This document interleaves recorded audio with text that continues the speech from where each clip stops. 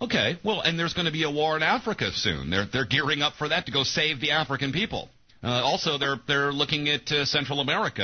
Allegedly, Obama just had his first coup in Honduras. I mean, more of the same, isn't it? Well, I think you use the phrase land grab. I mean, it's new colonialism, really, isn't it? I don't think we're going in there as sort of charitable angels as countries. We're going in there to grab the resources and impoverish the people again. I mean, what choice do some of these countries have? It's a bit like the IMF puts a sort of gun to their heads and says, right, give us your goods or else we're not going to help you. Yeah, I call it covert colonization because, as we know, thanks to the wonderful British Empire, they figured something out, that overt colonization doesn't work. The people might fight back and start shooting at you, so it has to be much more covert and sinister and quiet. And I think Aldous Huxley had made quite a few good points in his book Brave New World and Brave New World Revisited about how, you've got to incrementally bring the people along, drug the entire populace, and get them to beg to be slaves. Well, pretty much. I mean, what was the drug called in Brave New World? Soma, which is the Greek word for sleep. And we are all going to sleep with sleepwalking situations. And there's real Soma on the market that you can buy from the pharmaceutical companies. As recommended on the Jack Blood show. They're not kidding around. And the United Nations refers to the United States as Oceania, okay? So they're either art is imitating life or life imitating art. As we know, Mr. Huxley's brother was the first head of UNESCO at the United Nations, so he had some inside information. Annie, share with us some of the things that you and David came out and talked about. Both of you MI5 agents, both of you fed up with what was going on there. Give people kind of the quick version of the story, if you don't mind, just so people can understand who I'm talking to and what work you've already done.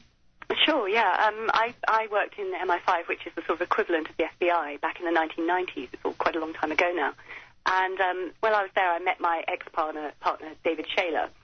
And we were recruited to work as counter-terrorism officers for an organisation that said it had to work within the law. It was put on a legal footing in the late 1980s for the first time. And yet when we got there, we found a whole catalogue of things going wrong. I mean, incompetence up to and including high crimes and misdemeanours. So I'd say it sort of highlights the things we saw going wrong. I mean, it includes files on all the top politicians that's been in government for the last decade, which of course is a problem for our democracy. The spies have the power over the politicians. Through to IRA bombs that could have been stopped on British streets, through to innocent people being put in prison, illegal phone taps going on, up to including state-sponsored murder, where MI6, which is the foreign intelligence gathering organisation in the UK, it's sort of James Bond organisation. Kind of like the CIA of England, yeah. Pretty much, yeah. They actually funded a terrorist group in Libya with links to Al-Qaeda in 1995 to try and assassinate Colonel Gaddafi. And the attack went wrong, and obviously, and innocent people died. And they also carried out this attack illegally because one of the little-known facts about MI6 is that they do have a license to kill under a piece of law called the 1994 Intelligence Services Act, whereby if they get the permission, prior written permission of their political masters, they are immune from prosecution for illegal acts carried out abroad. Now, in this case, they didn't get it. So we're looking at an assassination attempt, which is illegal, which goes wrong, which kills innocent people, and which is also illegal under UK law. And this is funded by MI6. So at this point, Shayla and I left, and we decided to go public and blow the whistle. And we ended up having to go on the run around Europe, literally, live in exile for a number of years. And then David came back voluntarily and was arrested and put on trial and imprisoned, convicted.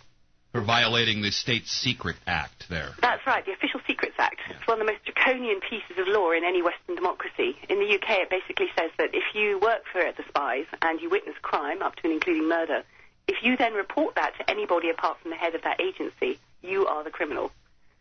So it's a pretty strong piece of protection for spies to get away literally with murder. How much of what you just mentioned that you saw working with MI5 with David, how much of that was in coordination with the United States or other global intelligence services? Were you able to determine, kind of a cooperation going on there? There's certainly a lot of cooperation between the agencies. I mean, even back then, although there was a certain wariness. So, for example, if an officer went across from MI5 to see another officer in the American embassy, a sort of CIA officer or something, they always had to go in pairs. Now, I don't know what the rhyme and reason was, but the rumour that went around MI5, for example, was that the CIA might try and recruit MI5 officers to spy for them. I don't know. But yes, there's always been a lot of international cooperation, particularly between the Anglo-Saxon agencies.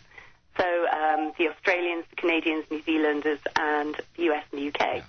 And notoriously, of course, they have an agreement between those countries called Echelon, which basically means that all their communications HQs can eavesdrop in each other's countries and then share that intelligence without having to get any sort of warrantry or any sort of legality in order to intercept those telephone conversations. So they've been doing it for years. Yeah, and by share, you mean share amongst the VIPs and the elites, not with the little people, the useless eaters in the world. And this kind of leads us to the Lockerbie bombing, which is a really big news story now. As you know, they let one of the patsies go to go back to Libya and die, and he received a hero's welcome there. It is in the news somewhat here, not as much as it was a couple of days ago.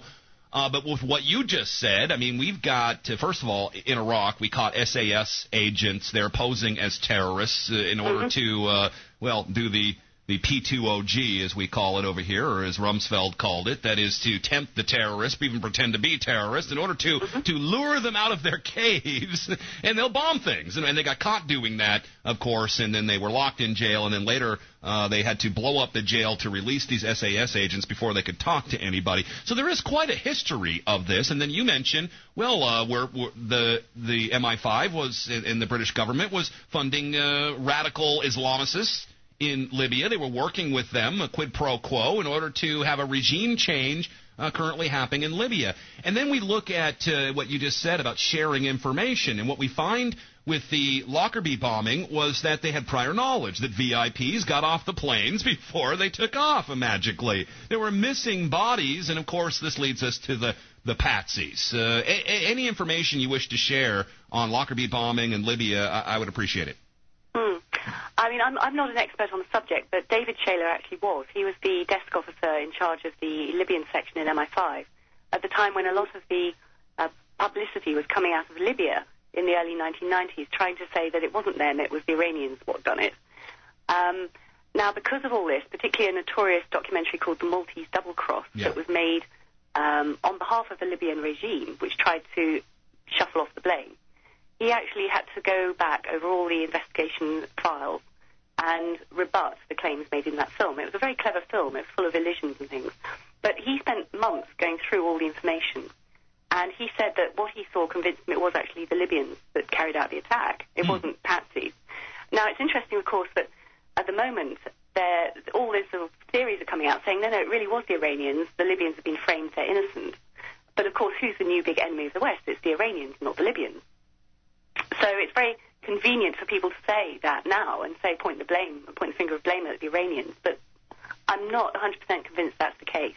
Well, I was thinking more about blaming the United States and the United Kingdom for another false flag terror event. I mean, we've seen so many of those, it's hard not to jump to that conclusion. No, absolutely. I mean, false flag terrorism is a perfectly standard weapon in the arsenals of intelligence agencies across the world. It's not just our organizations that do it. I mean, do you remember the case of Alexander Litvinenko? Yeah. He was the former KGB colonel who was killed with polonium-210 in London a couple of years ago. We have been talking about the Chechenian bombings, or the Russian bombings blamed on the Chechenians, safeguarded by Vladimir Putin.